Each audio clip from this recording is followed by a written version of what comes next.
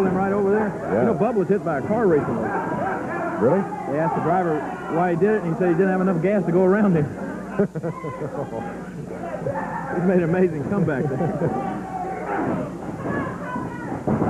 Coco gets Bub off his feet. That's a lot of weight. Coco Ware took him over down to the mat. Coco bar in the left arm.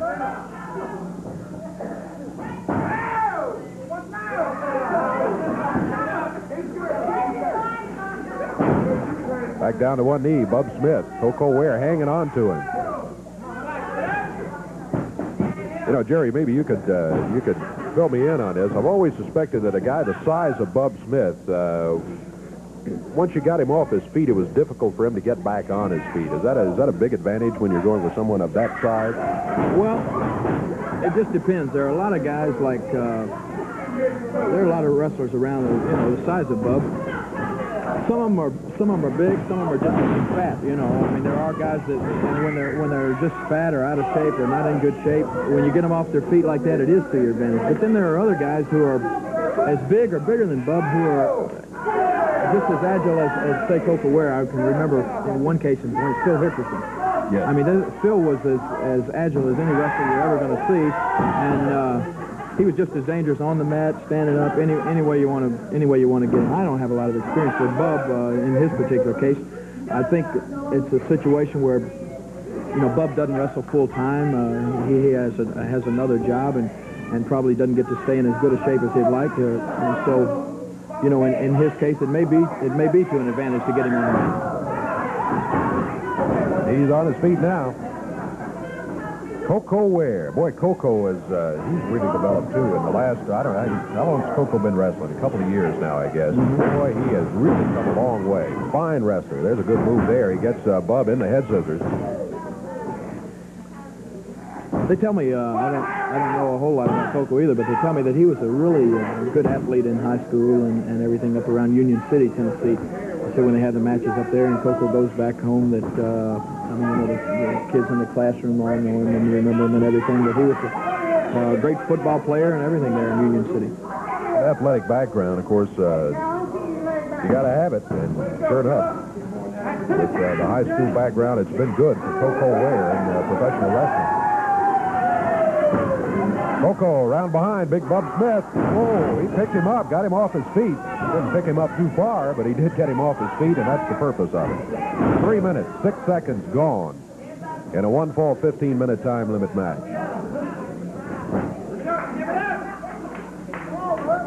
You know, Coco's the kind of guy that's easily overlooked. I mean, he's not a loud talker or anything like that. He's got he's just kind of a quiet, kind of a shy guy, and he just minds his own business. But when you have that kind of a quiet personality like that, a lot of times the people don't pay that much attention to you. But he's just been in there plugging along, like you say, getting better all the time. And one of these days, he's going to be a really top wrestler. Look at that move.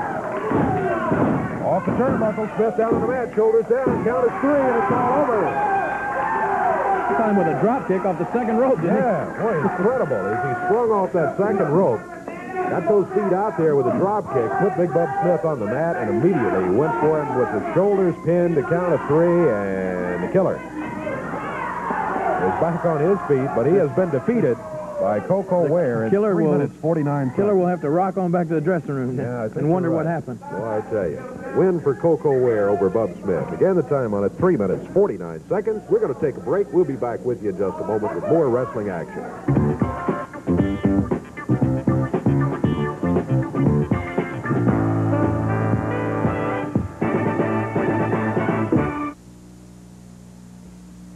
Wrestling fans here in Louisville Tuesday night, a big card of action at Louisville Gardens. One of the matches, Bill Dundee and Tommy Marlin taking on Tommy Rich and Jimmy Hart. Bill?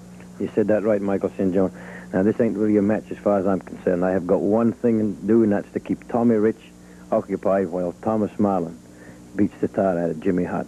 Now, Tommy Rich, you the most low-down. I wish I could say it on TV. Now, everybody that saw it knows what you did, Rich. Now, I'm not there to wrestle you. I'm just there to keep you from getting involved with Thomas Marlin, because it's the snake we want. Rich, I can beat you and you know it, and so does the snake, and so does everybody else out there, so I'm just going to tie you up in the corner, Jack, and we're going to kill Jimmy Hart.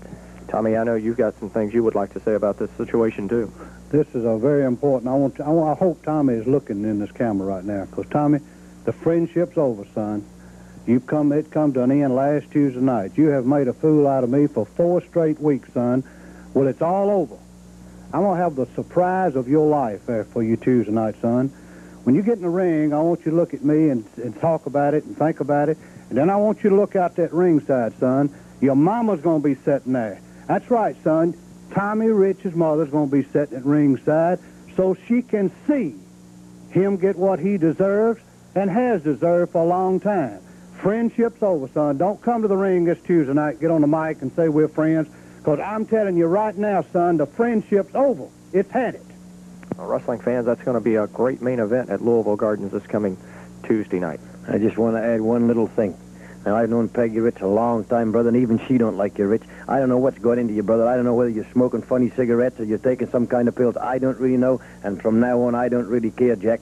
But you done gone goofy. Thomas Marlin fined you $1,000. That wasn't enough. He was going to whip your fanny, but you had the snake jump in to help you. Rich, it's all over for your brother, and it's all over for you, Hart, because we're coming to get you, and especially you, Hart, because I don't like you. Tommy Rich, you and mine, and that's a promise.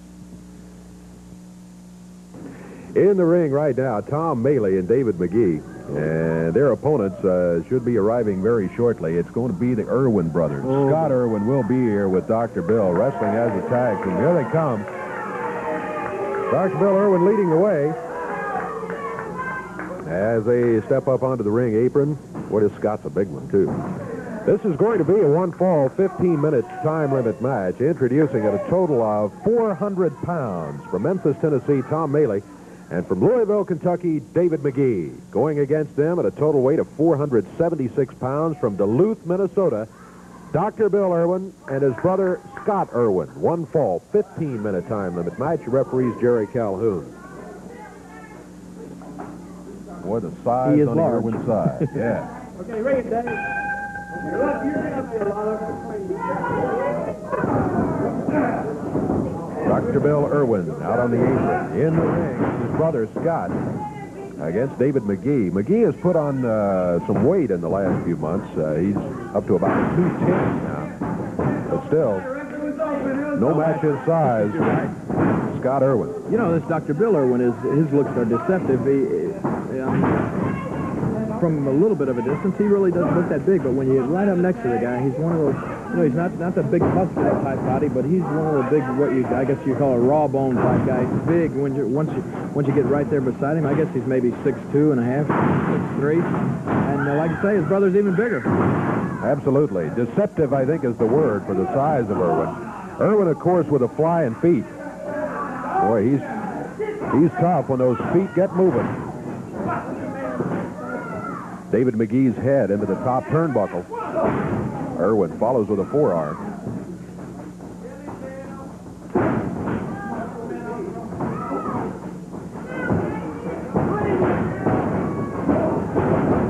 There's that foot through the midsection as McGee came flying off the ropes.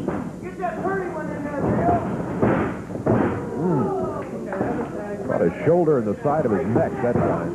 Here's Scott Irwin coming in, the big guy.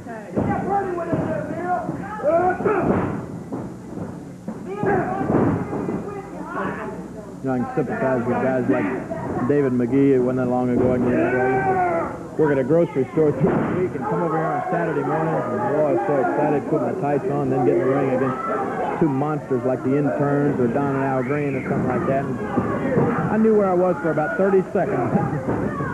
After that, the match may have lasted 10 minutes, but I didn't know I was in there. How well I remember. However, that's a good point that guys like McGee, Tom Maley, it's discouraging sometimes for the fans to see these kids get in here, but they are gathering experience. And sitting right next to me in the form of Jerry the King Lawler is a good example that it can be done. Maley. He is clubbing this kid to death. Yeah, I don't know if Maley feels that way right now, though. I'll tell you. Scott Irwin smacking him with that.